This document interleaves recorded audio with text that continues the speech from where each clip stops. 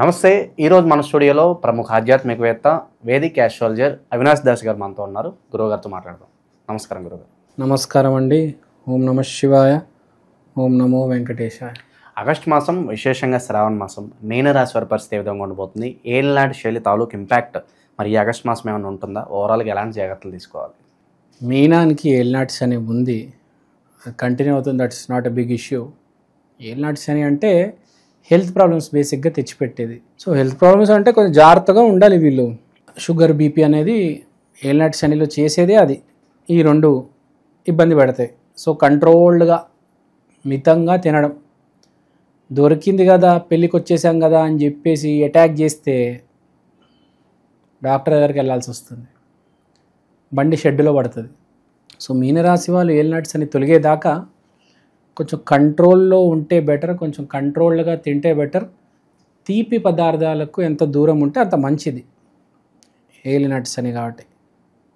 ఏలినాటి శనికి స్వీటు దొరికితే ఇంకా ఆట ఆడుకుంటుంది. లేనిపోని టెస్ట్లు, స్కాన్లు, ట్యాబ్లెట్లు ఎందుకు కదా? ఈ కాలు పని చేయట్లేదు, ఆ కాలు పని చేయట్లేదు, ఎందుకు అక్కడ వరకు తెచ్చుకోవడం కదా?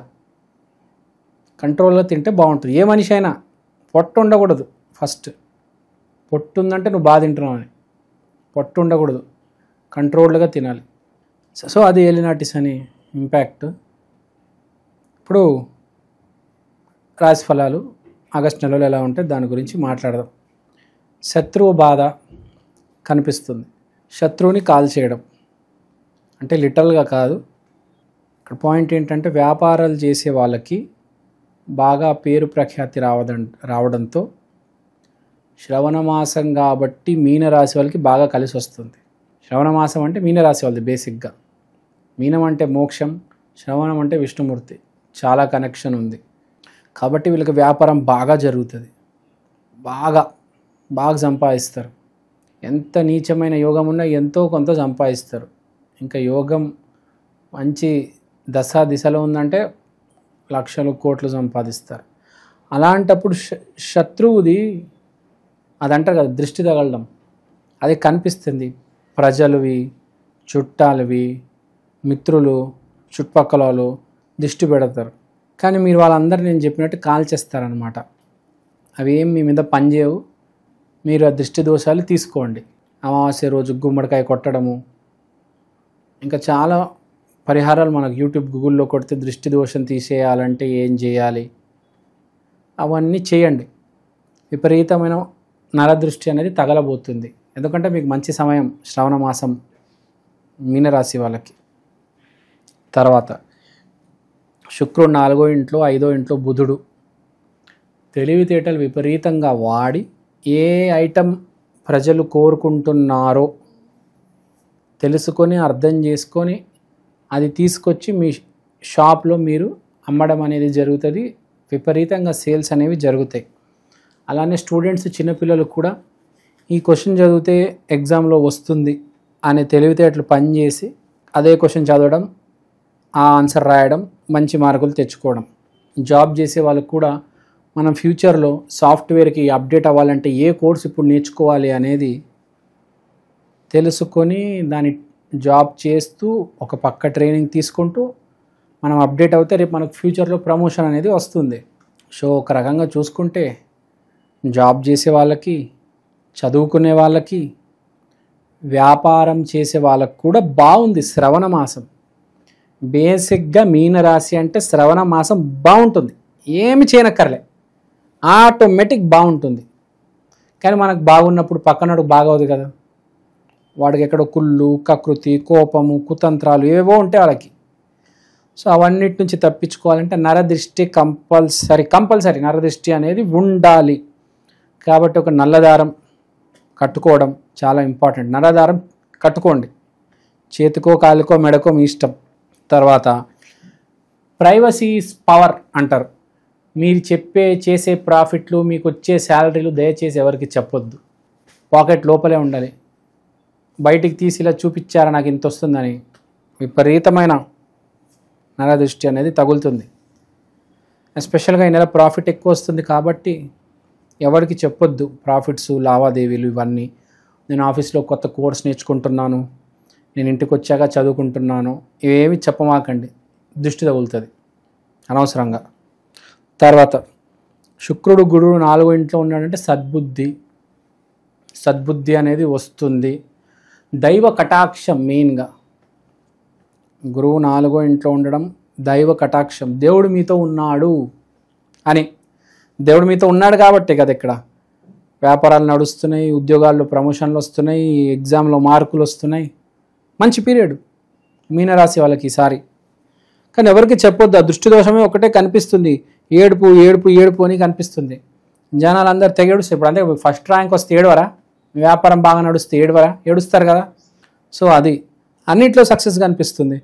ఇంట్లో భార్యతో మంచి మూమెంట్స్ గడుపుతారు, గురువుతో వర్క్ ప్లేస్లో మంచి మూమెంట్స్ ఉంటాయి, రెస్పెక్ట్ ఉంటుంది గురువు పట్ల, విపరీతమైన గురువు అంటే దైవం, అన్నీ కనిపిస్తున్నాయి. మీ నాన్నగారు చెప్పింది వింటారు, గురువులకి గౌరవం ఇస్తారు, అందుకని ఇవన్నీ సక్సెస్ అంతా అదే కనిపిస్తుంది. నాన్నగారితో గురువుతో మాటలు అంటే మంచి మాటలు షేర్ చేసుకోవడం, కృతజ్ఞత చెప్పడం, ఇవన్నీ ఉంటాయి. సో అన్నీ పాజిటివ్గా ఉన్నాయి. ఇవన్నిటికీ లింక్ ఏంటంటే శ్రవణ మాసం అంటేనే మీనరాశి. 12 రాసుల్లో శ్రవణ మాసంలో ఎవరికి బాగుంటుందంటే మీనరాశికి బాగుంటుంది. సేమ్ అవే మ్యాచ్ అవుతున్నాయి. సో మీరు చేసుకోవాల్సింది ఏంటంటే హెల్త్కి, కెరియర్కి, రిలేషన్కి, పెళ్ళికి కాదు, మీరు చేసుకోవాల్సిన పరిహారం నరదిష్టికి. మన నరదిష్టికి మంచి ఒక పరిహారం చెప్దాం. నరదిష్టి కోసం మీరు ఏం చేస్తారంటే, ఇప్పుడు మనకు రకరకాల రెమెడీస్ ఉంటాయి, కానీ నేను చెప్పే రెమెడీ ఏంటంటే, మీరు శ్రవణ మాసం స్టార్ట్ అయింది కాబట్టి పౌర్ణమి రోజు, ఇప్పుడు అమావాస్య రోజు శ్రవణం స్టార్ట్ అయింది, శ్రవణ మాసం, మీరు పౌర్ణమి రోజు ఈ పరిహారం చేయాలి. ఈ పరిహారం అంటే ఏమీ లేదు, చాలా సింపుల్, అందరూ చేసేదే. స్మాలెస్ట్ ఆఫ్ ద స్మాలెస్ట్ చిన్న నిమ్మకాయ తీసుకొని దాన్ని కట్ చేసి సింధూరం వేసి చుట్టూరా ఒక 12 టైమ్స్ తిప్పేసి పడేయండి ఎక్కడైనా, అంతే. ఎన్ని నిమ్మకాయలు, 6, 12, 1, 2 కాదు, మినిమం 6 లేకపోతే 12 నిమ్మకాయలు. ఎందుకంటే బాగా దృష్టి తగులుతుంది. ఆల్రెడీ శ్రవణ మాసం స్టార్ట్ అయిపోయింది. సో కనీసం 6 నిమ్మకాయలు బలివ్వడం అంటే కట్ చేసి ఆ పసుపు కుంకుమ వేసి 12 సార్లు తిప్పేసి పడేయండి. ఇది పౌర్ణమి రోజు తప్పకుండా చేయండి. ఎవరికి ప్రాఫిట్ షేర్ చేసుకోవద్దు, మీ పర్సనల్ డీటెయిల్స్ షేర్ చేయవద్దు. ఇప్పుడు కృష్ణుడు రాముడు అంటే వాళ్ళకి పవర్ ఉంటుంది, వాళ్ళకి దిష్టి అవి తగలవు. మీరు మనిషి అన్నాక అంత బలం ఉండదు కాబట్టి దిష్టి తగులుతుంది. కాబట్టి నరదిష్టి తీసుకోవాలి. నేను యుగ పురుషుణ్ణి, నాకు డబ్బులు వస్తున్నాయి, నాకేంటి అనుకుంటే ప్రాబ్లం అవుతుంది. మనిషి కదా, ఇప్పుడు కత్తి పొడిస్తే రక్తం వస్తుంది కదా, అంటే లిమిట్స్ బౌండరీస్ ఉన్నాయని మనిషికి పక్కా ఉన్నాయి, ఎంత డబ్బు ఉన్నా.